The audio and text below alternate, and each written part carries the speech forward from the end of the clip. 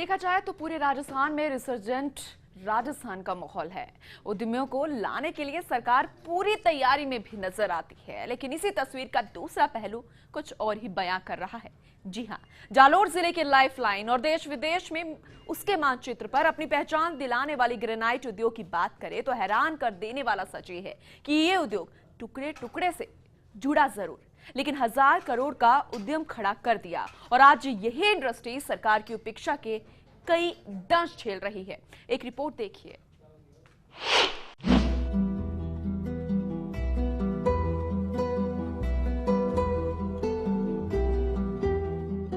Granite city के नाम से जाना जाने वाला जालोर शहर आधुनिकता के दौर में नई तकनीकों के प्रयोग से देश ही नहीं बल्कि विश्व पटल पर भी अपनी अलग पहचान बना चुका है। जिले में ग्रेनाइट उद्योग की शुरुआत सरकारी उपक्रम से हुई। राज्य सरकार ने ग्रेनाइट को बढ़ावा देने के लिए यहाँ 4 दशक पहले सरकारी फैक्ट्री लगाई। जालोर और इसके आसपास सटे इलाकों में इस समय 1200 के करीब छोटी बड़ी ग्रेनाइट इकाइयां हैं, जहां रोजाना करीब 2100 टन तैयार माल निर्यात किया जाता है। इस माल को तैयार करने के लिए 2000 कटर मशीनों पर करीब 7500 श्रमिक रोजाना काम करते हैं। यही नहीं, यहाँ के व्यवसायी 250 से 300 अलग अलग रंगों का ग्रेनाइट तैयार कर पूरे विश्व भर में पहुंचा रहे हैं। हालांकि जालोर में 4 दशक पहले ग्रेनाइट उद्योग की शुरुआत हुई। इसके बाद धीरे धीरे ये उद्योग फलने फूलने लगा और अब पूरे विश्व में यहाँ की ग्रेनाइट की चमक फैल चुकी है। दरअसल जालोर में ग्रेनाइट उद्योग की नींव 45 साल पहले सरकार ने RSMDE के जरिए 3 लीज के साथ शुरू की थी। बाद में साल 1980-81 में तत्कालीन सरकार ने इसका व्यवसायीकरण किया और रीको की स्थापना के साथ फर्स्ट फेज में करीब 100 भूखंडों का आवंटन किया। इसके बाद ग्रेनाइट उद्यम बढ़ता ही गया। साल 1992-93 तक 2 फेज और विकसित किए गए और 450 उद्यमों की स्थापना हुई। इसी दौरान निजी जमीन में भी ग्रेनाइट उद्यम स्थापित होने लगा और धीरे धीरे बढ़कर आज 1200 के लगभग ग्रेनाइट यूनिट चालू है। लेकिन आज तस्वीर थोड़ी अलग है, या यूं कहें कि उद्योग नगरी आज सरकार की उपेक्षा का शिकार हो रही है। हम सरकार से अपेक्षा ये रखते हैं कि मतलब सरकार जो अभी ग्रेनाइट माइनिंग की पॉलिसी जो ला रही है उस पॉलिसी को बड़ी सरलीकरण से लाए और छोटे से छोटे आदमी को माइंस का फ़ायदा मिलना चाहिए, क्योंकि गवर्नमेंट अभी चाहती है कि बड़ा उद्योगपतियों को ही मतलब माइंस से वो देना चाहती है और ऑक्शन करना चाहती है। तो हम चाहते हैं कि छोटे से छोटे जो आज माइंस ओनर है, फैक्ट्री ओनर है, उसको माइंस मिलनी चाहिए, क्योंकि जिनके पास फैक्ट्री है उनको माइंस मिलेगी तो ज़्यादा फायदा मतलब माइंस ओनर को भी होगा, फैक्ट्री ओनर को भी होगा और गवर्नमेंट को भी रेवेन्यू ज़्यादा मिलेगी, क्योंकि मतलब माइंस ओनर के पास फैक्ट्री होगी तो वो ऑलरेडी माइंस को चलाएगा और अन्यथा मतलब बड़े बड़े लोगों को दिया तो वो व्यापार मतलब चालू करेंगे और माइंस को बना के वो क्या करते, सेल कर देते, माइंस को खुद चलाते नहीं हैं और मतलब में करोड़ों रुपये में माइंस को बेच देते हैं। और पहले भी मतलब में जब 92 की पॉलिसी आई तो 92 की पॉलिसी के अंदर क्या हुआ था कि गवर्नमेंट ने मतलब में एक पॉलिसी बनाई थी कि भाई मतलब में जो 4 गैंग लगाएगा उसको 20 माइन से दी जाएगी, 6 गैंग लगाएगा तो उसको 30 माइन से दी जाएगी। ऐसे MOU गवर्नमेंट ने उनके साथ किया था और 100% जो भी माल होगा वो पूरा का पूरा एक्सपोर्ट करेंगे हम।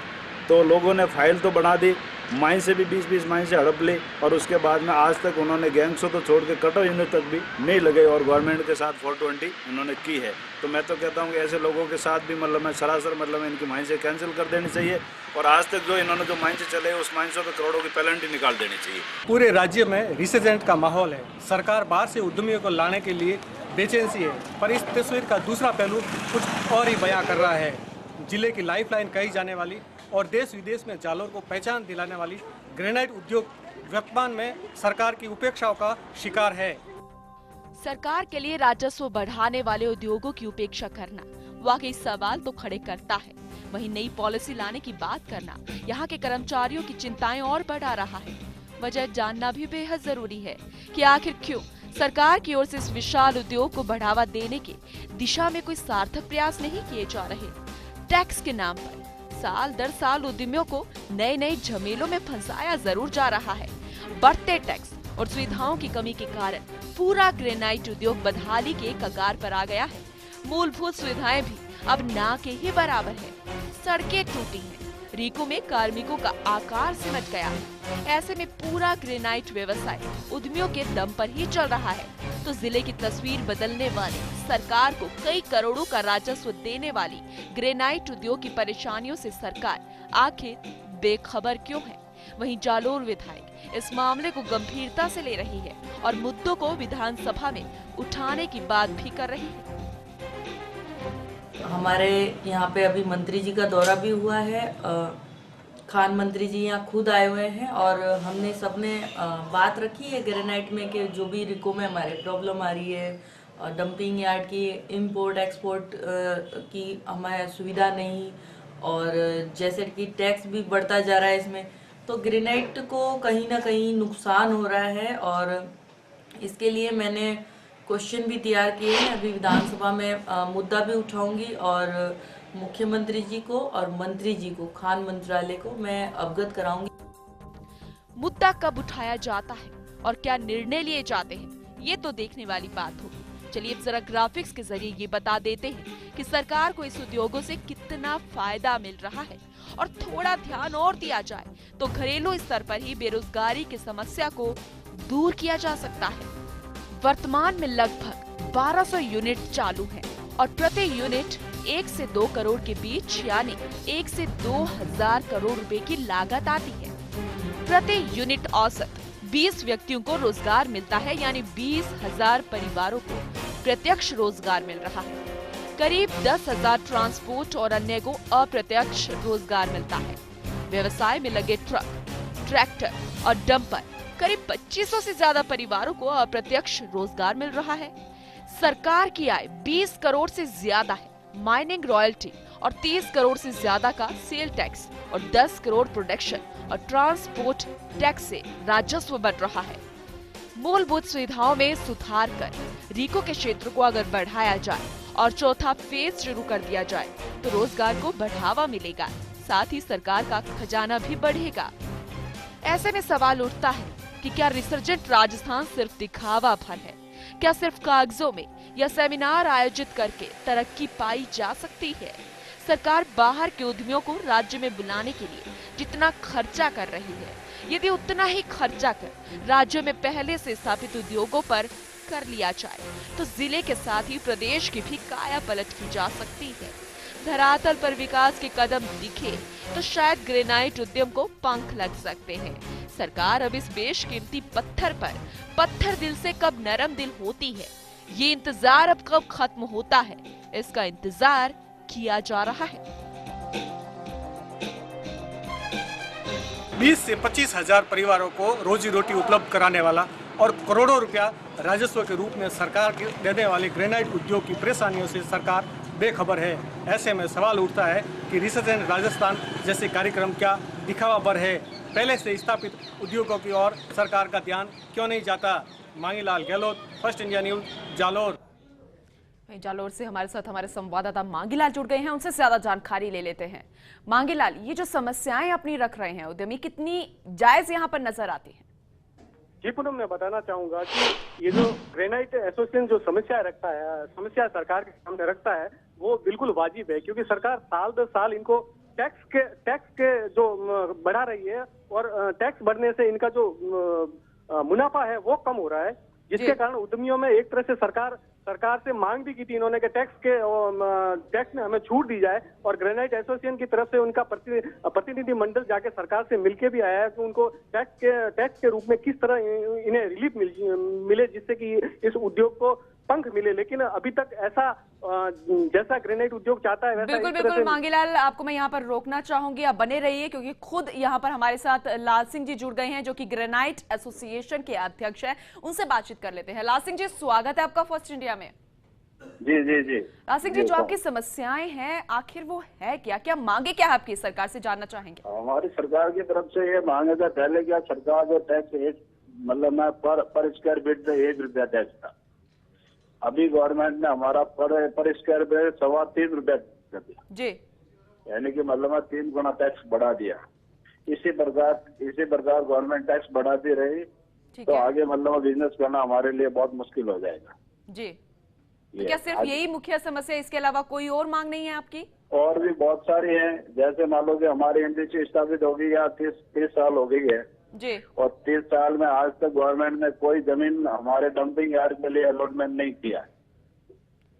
तो किस तरीके से इसकी व्यवस्था वहां पर की जाती होगी? अगर डंपिंग यार्ड नहीं है तो व्यवस्था किस तरीके से होगी? क्या मूलभूत सुविधाएं पूरी आपको मिल रही है वहां पर? हमारी एसोसिएशन लेवल पे हम पैसे संदा इकट्ठा करके जमीन खरीदते हैं, ठीक है, और खुद के लेवल जमीन खरीद के मतलब में हम जमीन पे पाउडर डाल रहे हैं। गवर्नमेंट की तरफ से हमको सपोर्ट नहीं मिल रहा है ना। क्या सपोर्ट, जिस सपोर्ट की आप बात कर रहे हैं, क्योंकि लगातार आपका ये आरोप रहा है कि हम उपेक्षा का दंश यहाँ पर झेल रहे हैं, किस उपेक्षा की आप बात कर रहे हैं? मुख्य वजह यहाँ पर क्या है? क्या जी हुक्म? मुख्य वजह यहाँ पर क्या है? क्योंकि लगातार ये आरोप है ना कि उपेक्षा हमारी यहाँ पर की जाती रही है। रीको का यहाँ पर विस्तार कम पड़ रहा है, जो निजी जमीन है वहां पर फैक्ट्रियां ज्यादा बन गई है, उसका विस्तार ज्यादा हो रहा है, कई ऐसी समस्याएं यहाँ पर खड़ी हो रही है। मुख्य वजह क्या है जिसकी आप मांग यहाँ पर करते हैं कि सरकार हमारी तरफ ध्यान दे? सरकार से हम ये कहते हैं, जैसे मान लो से अभी हमारे नई पॉलिसी आ रही है ग्रेनाइट एसोसिएशन की, जी, ग्रेनाइट की जो नई पॉलिसी आ रही है, जिसमें क्या है कि मतलब में पूरी गवर्नमेंट ऑक्शन करके माइंड से दे रही है जी, और ऑक्शन होगा तो बड़े बड़े लेवलों, बड़े बड़े जो आदमी हैं, बड़ी बड़ी कंपनियां, उनको माइंस मिलेगी, छोटे छोटे आदमियों को बेचारों को नहीं मिलेगी। जी, क्योंकि यहाँ पे हमारे 1100 यूनिट लगी हुई है, जो वो सारी यूनिटें मतलब एक लघु उद्योग है, और लघु उद्योग वाले को कोई फायदा नहीं मिल रहा है। जो आज बड़े बड़े लेवल है, बड़े बड़े इंडस्ट्रियल लेवल है, उनको फायदा जरूर मिल रहा है। तो आपका ये कहना है कि जो घरेलू स्तर पर जो वहां पर लघु उद्योग है उनको यहाँ पर फायदा मिले, जो घरेलू स्तर पर ही जो वहां पर कार्मिक है उनको फायदा मिले, जिससे बेरोजगारी की समस्या है वो यहाँ पर दूर हो जाए, आपका ये कहना है? आज की तारीख में हमारी इंडस्ट्री मतलब छोटी इंडस्ट्रीज है, जिससे क्या कि ज्यादा से ज्यादा हम लेबरों से काम करवाते हैं। ऑटोमेटिक मशीनरी हमारे पास बहुत कम है, और ज्यादा से ज्यादा हम रोजगार दे रहे हैं लोगों को। कहो कि डायरेक्ट मतलब माइंसों में, फैक्ट्रियों में और ट्रकों में सब मिला के हम 40 से 45 हजार लेबरों को रोजगार दे रहे ये जी। और उसके अलावा भी मतलब में आज गवर्नमेंट हमारी तरफ नहीं देख रही है। चलिए, आप टैक्सेस पर डे बढ़ाई जा रही है, क्योंकि प्रॉफिट हमारे नहीं है, उससे ज्यादा गवर्नमेंट प्रॉफिट लूट रही है। चलिए, जो भी आपकी मांग है हम आपकी आवाज जो है प्रशासन तक पहुंचाने की कोशिश करेंगे, और यही उम्मीद करते हैं कि अगर वो कोई नई पॉलिसी लेकर आती है या पर कुछ भी यहाँ पर प्रावधान लेकर आती है तो पहले समझाइश करें, आप लोगों से बातचीत करें, उसके बाद ही कोई निर्णय लिया जाए। फिलहाल शुक्रिया लाल सिंह जी हमारे साथ बने रहने के लिए। हमारे साथ हमारे संवाददाता मांगीलाल भी जुड़े हुए हैं। मांगीलाल, आपने भी सुना किस तरीके से इनकी मांग है, लेकिन मैं आपसे जानना चाहूंगी कि कितना सहयोग यहाँ पर सरकार का अभी तक मिल रहा था, कि कितनी जायज इनकी मांगे यहाँ पर लगती है, क्योंकि मूलभूत सुविधाओं की बात मुद्दा जो था वो हमने उठाया, जो कि ये लगातार आरोप यहाँ पर लगा रहे हैं, लेकिन मेन बात जो है इनकी वो पॉलिसी को लेकर आ रही है, टैक्स को लेकर आ रही है। क्या कहना है आपका? जी बिल्कुल बताना चाहूंगा कि जब 1 रुपये से बढ़ाकर 3.25 रुपये टैक्स किया तो जो इनका मुनाफा है वो कम हो रहा है, और उसके कारण लोगों को जो रोजगार है वो नहीं मिलेगा।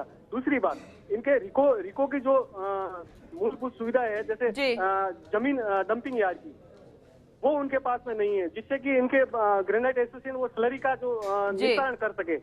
तीसरी बात, रिको में रोड टूटी हुई है, लाइटों की बिल्कुल व्यवस्था नहीं है, रिको में स्टाफ जो है वो बिल्कुल मांगीलाल, कुछ समस्याएं यहाँ पर है जिस पर ध्यान देना बेहद जरूरी है, सिस्टम इसकी तरफ सचेत होनी चाहिए। फिलहाल शुक्रिया मांगीलाल तमाम जानकारी देने के लिए।